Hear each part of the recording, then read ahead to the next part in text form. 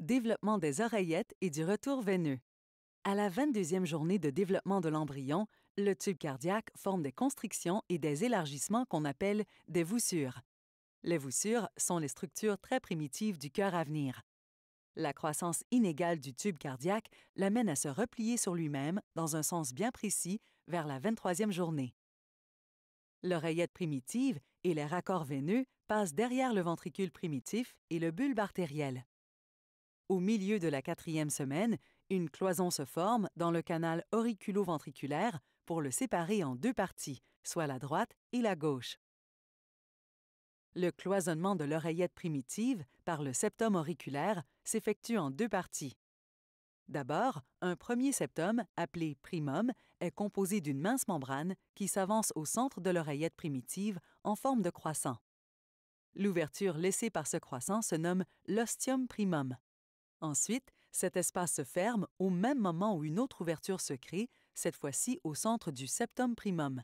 C'est l'ostium secundum. Une deuxième membrane vient recouvrir la première. C'est le septum secundum. Une ouverture est laissée à sa base en forme de demi-ovale, formant le foramen ovale. Pendant la vie fœtale, le foramen ovale, combiné à l'ostium secundum, permet une communication entre les deux oreillettes. Le sang peut ainsi se déplacer de l'oreillette droite à l'oreillette gauche. Cette communication interauriculaire persiste jusqu'à l'accouchement. Elle est en fait une voie de détournement de la circulation pulmonaire. Les poumons étant non fonctionnels, seule une circulation minimale est nécessaire pour assurer leur développement. La fonction respiratoire, c'est-à-dire les échanges d'oxygène et de gaz carbonique, s'effectue au niveau du placenta, où ont lieu tous les échanges vitaux entre la mère et le fœtus. La communication interauriculaire prend fin à la naissance lorsque la fonction de la respiration débute. L'oreillette gauche possède dès lors une pression supérieure à celle de droite. Le septum secundum est poussé par le septum primum, scellant ainsi le passage entre les deux orifices. Au même moment où s'amorce le cloisonnement de l'oreillette primitive, la croissance de l'oreillette gauche se fait en grande partie par l'absorption de la veine pulmonaire primitive.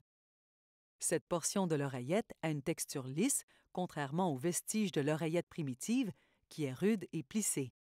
La section rude et plissée de l'oreillette gauche est appelée l'auricule gauche ou l'appendice auriculaire gauche. Au stade primitif, le réseau veineux est symétrique, c'est-à-dire que ce qui est à gauche se retrouve également à droite. Les raccords veineux, soit les sinus veineux gauche et droit, se déversent chacun de leur côté dans l'oreillette primitive.